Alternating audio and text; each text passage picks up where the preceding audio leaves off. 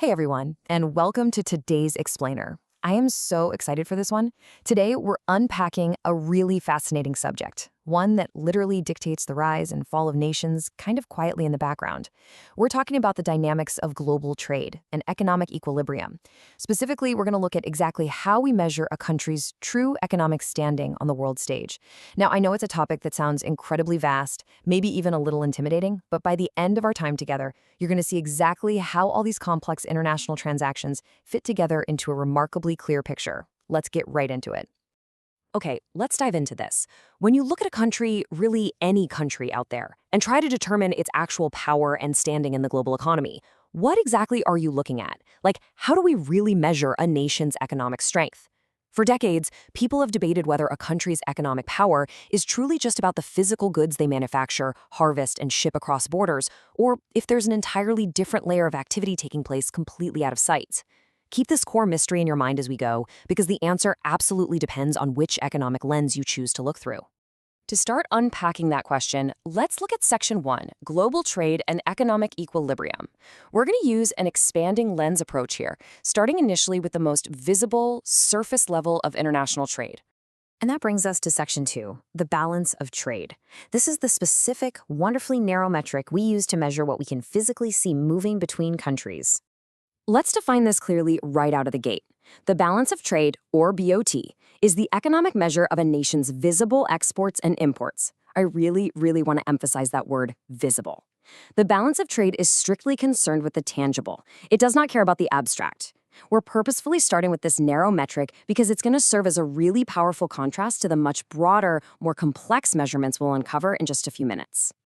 And this brilliantly illustrates what the balance of trade is entirely built upon: visible exports and imports. We are talking strictly about the physical items crossing borders, the tangible goods you can literally put on a cargo ship, pack into a massive freight train, or stack in the back of an 18-wheeler. If you can't touch it and ship it, the balance of trade simply does not count it. It's a very straightforward calculation: physical goods leaving a country minus the physical goods entering it.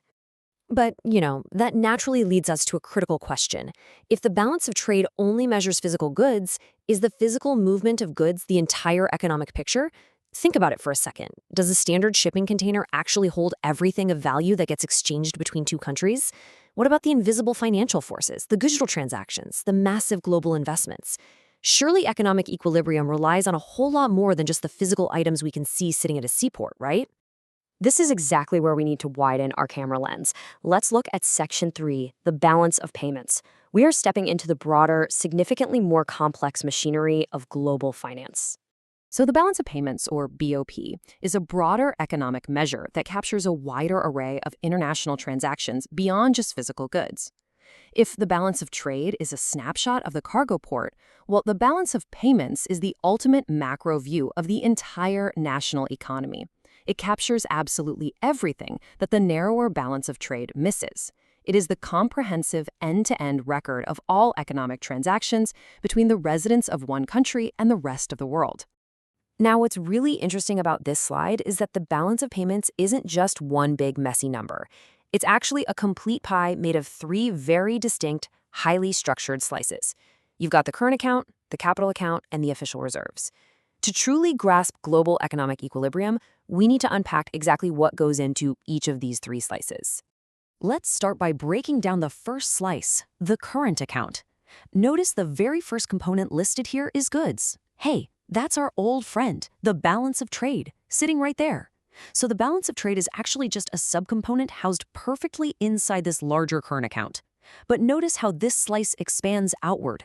Alongside tangible goods, the current account also includes services, so things like international consulting, software subscriptions, or tourism, as well as transfers, which could be foreign aid or money sent home by international workers. It's an immediate, immense broadening of our economic lens.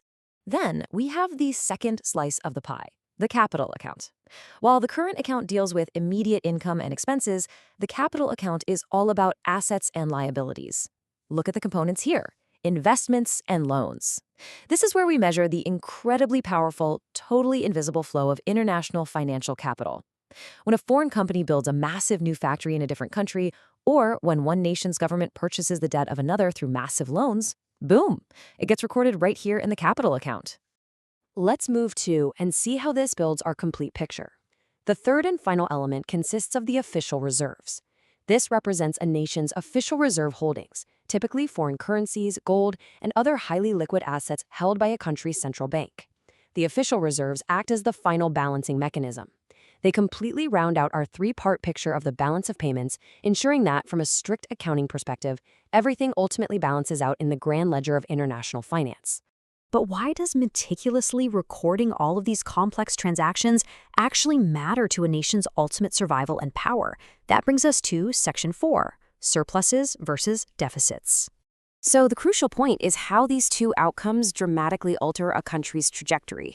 When a country exports more than it imports or brings in more capital than it sends out, it generates a surplus. The data is clear. A surplus builds true national strength. It builds up reserves, increases global leverage, and creates a critical buffer against global shocks. On the exact opposite side, a deficit highlights vulnerabilities. A deficit means a country is sending more wealth out than it is bringing in, forcing it to rely on foreign capital to bridge the gap. Over time, these deficits expose critical structural weaknesses that can severely threaten a country's economic stability.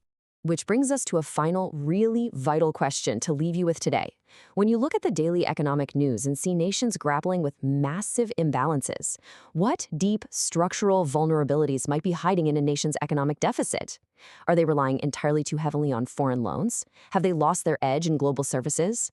These balance metrics, they're more than just numbers on a spreadsheet. They are diagnostic tools that unmask hidden global risks. The next time you hear about a country's trade policy or international investments, I strongly encourage you to look deeper, through the lenses of both the visible balance of trade and the invisible balance of payments. Thank you so much for joining me for this explainer, and keep exploring.